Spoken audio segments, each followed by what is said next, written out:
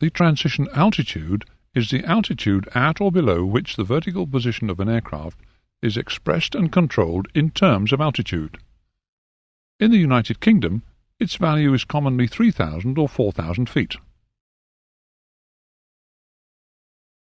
The transition level is the lowest flight level available for use above the transition altitude. At and above transition level, vertical position is expressed as a flight level. The transition layer is the airspace between transition altitude and transition level. When climbing through it, the aircraft's vertical position is expressed in terms of flight level. When descending through it, in terms of altitude. Flight levels are surfaces of constant pressure related to the standard pressure datum of 1013.25 millibars.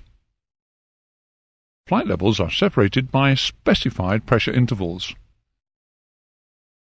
In the United Kingdom, these intervals are 500 feet between transition level and flight level 245, while from flight level 250 upwards they are 1,000 feet.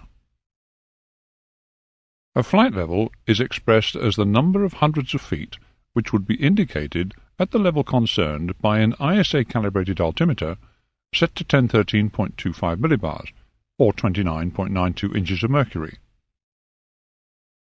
For example, with 4,500 feet indicated, the flight level would be flight level 45.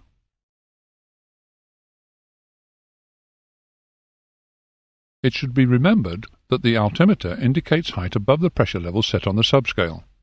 The three settings normally used on the subscale are shown on these buttons. Select them to find the definitions of each. QFE is the aerodrome level pressure, which, when set on the subscale, will cause the altimeter of an aircraft on the ground to read 0, assuming there is no instrument error. In flight, with QFE set, the altimeter will indicate height above the aerodrome QFE reference datum, provided EASA conditions obtain between aerodrome level and the aircraft, and there are no other altimeter errors. In practice, QFE is used mainly for circuit flying and gives a good indication of height above the aerodrome.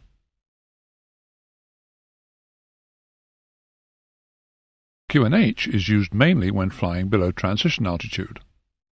It's an equivalent mean sea level pressure, calculated by air traffic control from the aerodrome level pressure. With QNH set on the subscale, the altimeter of an aircraft on the aerodrome indicates aerodrome elevation, that is, the height above mean sea level. In flight, the altimeter will indicate altitude, but this will only be the true altitude, the height of an aircraft as measured from mean sea level, if the mean temperature in the column of air beneath the aircraft is the same as in EASA conditions.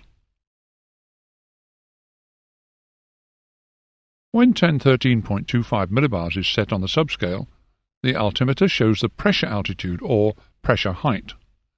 This setting is used in the United Kingdom above the transition altitude or transition level.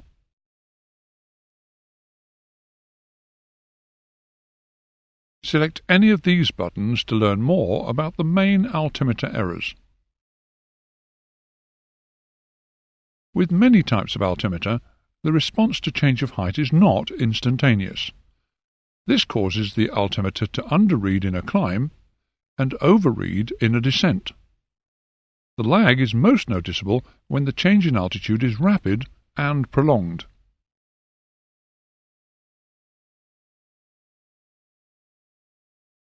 Manufacturing imperfections, including friction in the linkage, cause errors throughout the operating range. The errors are kept as small as possible by adjustments within the instrument, and the calibration procedure ensures that they are within permitted tolerances. Residual errors may be listed on a correction card.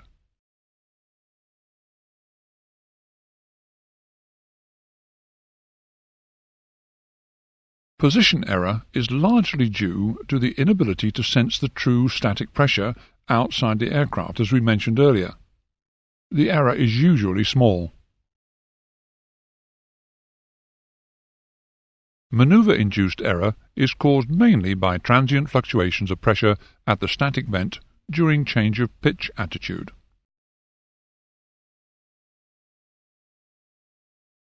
Even with no other errors at all, the pressure altimeter will not indicate the true altitude, the height above mean sea level, unless the surface temperature and lapse rate of the column of air are those which were assumed in the calibration of the altimeter.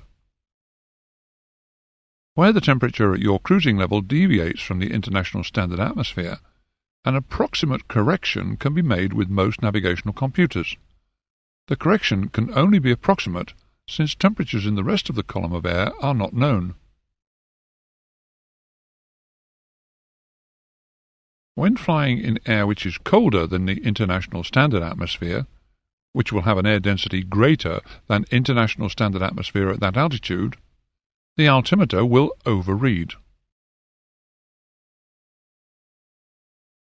When flying in air which is warmer than the international standard atmosphere, which will have an air density lower than international standard atmosphere at that altitude, the altimeter will underread. If the static source becomes blocked, the altimeter will not register any change in height. The height at which the blockage occurred will still be indicated, regardless of any climb or descent. The following checks of the altimeter should be made before flight. The instrument dial glass must be clean and undamaged, and the correct altimeter setting must be set on the subscale.